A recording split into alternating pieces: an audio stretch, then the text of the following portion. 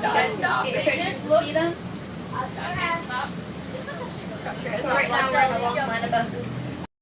They believe that he got so frustrated that he couldn't train them that he was the reason for their eventual extinction.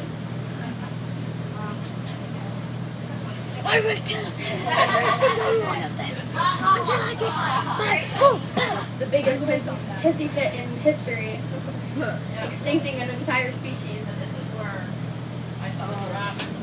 Yeah, this is where they were. That was their feeding structure. Both invasive species, so if anybody doesn't know what an invasive species is, you're going to learn today. So it is something that is occurring here that doesn't occur naturally, whether it was put here on purpose or by accident, which a lot of times that happens on accident, but either way, if it didn't occur here naturally, it didn't grow here by itself, then it is an invasive species. Most of the time they have a negative effect on the environment. They do not have to be plants. They could be an animal. They could be an insect. A stink bug is an invasive species. Super annoying, right? So are these plants. So our first one is coming up on our left-hand side here. It is a sandy, stalky looking structure. So that is Phragmites, or reed grass.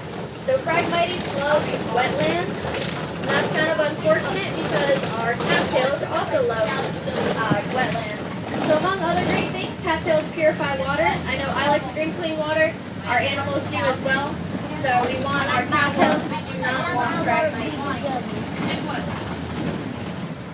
But it's very hard to get rid of Phragmites because the roots shoot out underground for a good amount of distance, so it's hard to find it. If we were to turn left here, which we're not going to do, especially because the gate's still open, that's where our Przewalski horse, the bachelor herd, is kept.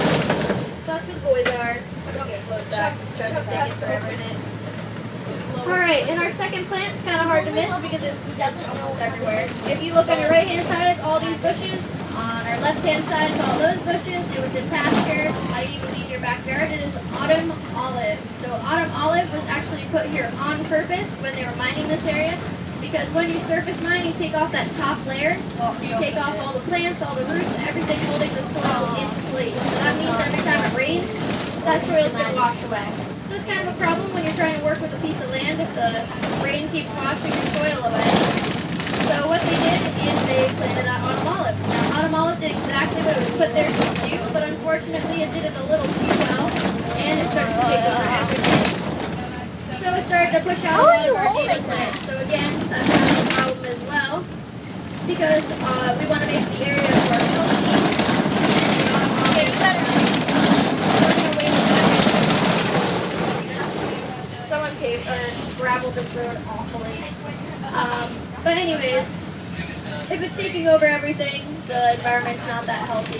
The only good thing that autumn olive does is it returns nitrogen to the soil. Now nitrogen is very good for the soil. That's pretty much all you need to know about that.